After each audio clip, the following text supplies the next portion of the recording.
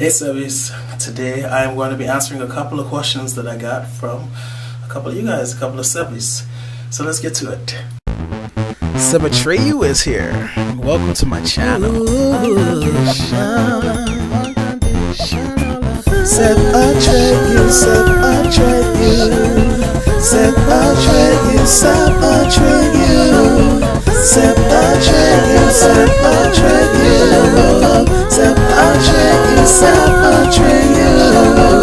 So as I said, I got a couple of questions from you guys that I thought I would answer. The first one comes from K Supreme. Can you please make a video on how to stop the habit on twisting your hair dry? And I think that emoji is the one where it's like, oh. So this, I'm not exactly sure what K Supreme means. Two different things come to mind. One is someone is just kind of, playing their hair while they're doing other things. Maybe they're in class and they're just twisting their locks. And obviously the hair is dry because why would it be wet, right?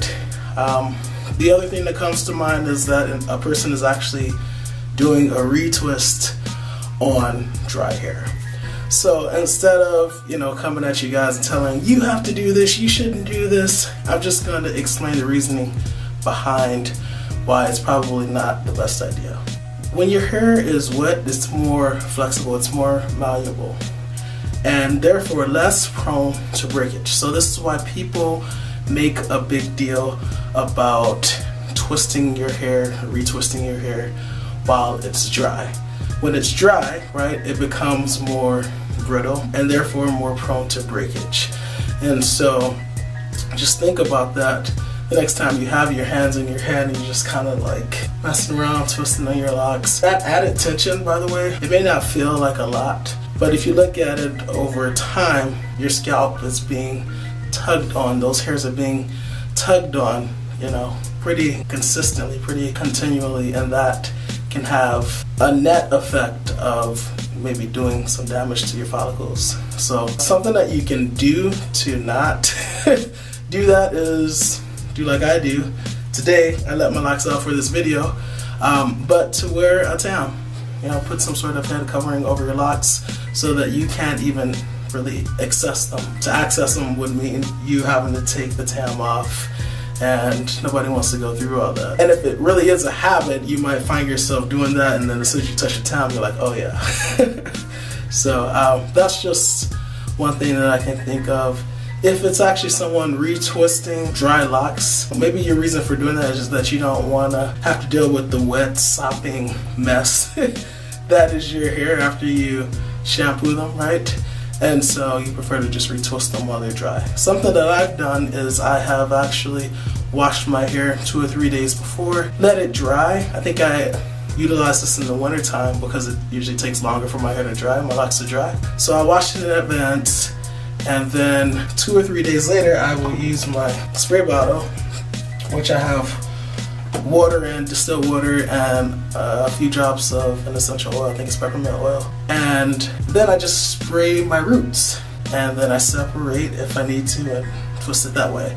So your hair doesn't have to be completely drenched to pull off a successful retwist. Hopefully these suggestions help you guys if you're struggling with basically messing with your locks while they're dry, twisting them while they're dry. On to the next question. Alright, the next question comes from Original Gamer. It says, that one lock on the left at the bottom looks mad thin. Should do a video on how to avoid that.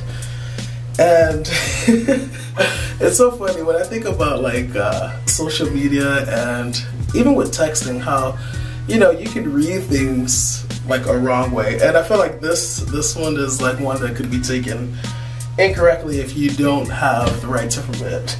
I could have read that as, yeah bro, that one lock on the left at the bottom looks mad thin. I should do a video on how to avoid that, But I know Aboriginal Gamer, didn't write it trying to sound like that, but I just thought it was funny. So yeah, it's one of the downsides to social media and texting and stuff. You still can't really convey, a sentiment accurately, or you really gotta be careful.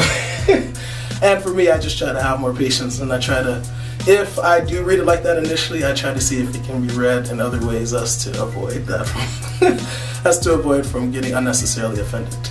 So yes, App Gamer. Now I was thinking about, okay, which left is he talking about? Like, is he looking at the screen, the monitor left, and it's like that left, or is it actually my left? I'm just gonna go with this lock right here.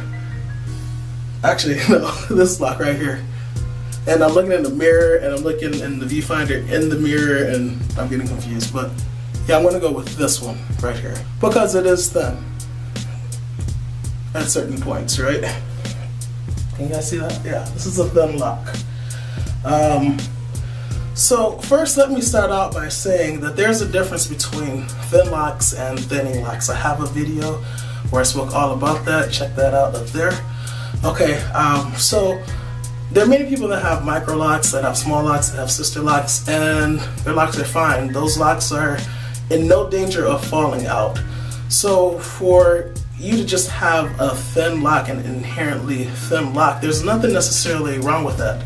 My locks are all different sizes. I do have some thin locks, not because of the hair growing away crap, right? But just because they're thinner locks. There, I guess, were fewer strands in that area for that part that was made, and it came out a smaller lock, and it's fine, it's healthy, it's not in danger of breaking off or falling out. But this lock in particular that Aboriginal Gamer was talking about, and this happens to be a lock that I combined as well.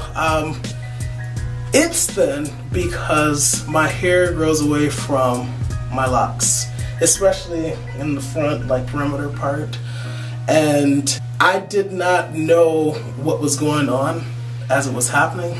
You know, I hadn't figured it out that, oh yeah, my hair grows away and I need to reincorporate that hair back into the lock. And so as a result, you know, because of my ignorance, all of this, the whole length of it, it missed out on the new growth that should have been reincorporated back into the lock. So as a result, it's thin, right? But when you get up to the scalp, as it's growing out, it's no longer gonna be thin, okay? Because I finally realized what was going on. I finally, you know, employed the braid technique, so I should be good from here on out. But yeah, that is what happens, or what can happen to your locks if you miss the window of opportunity.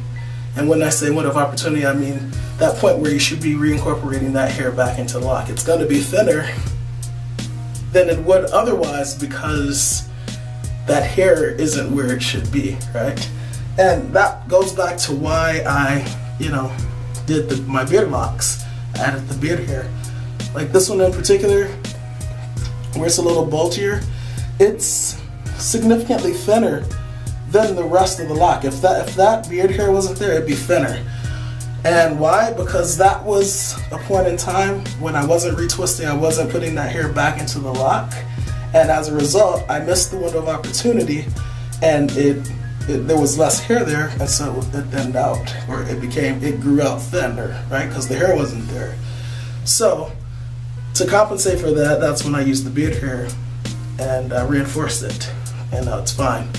So Aboriginal Gamer, that's something that you can do, and this kind of ties back into one of my videos that I recently made about inspecting your locks, noticing like what's going on at the level of the scalp, seeing if it's consistent, if there are any weak spots along the length of the lock, seeing if it's getting thinner. If it's a thin lock, making sure that there are enough strands at the base to support that thin lock. Just examining your locks, paying attention, okay?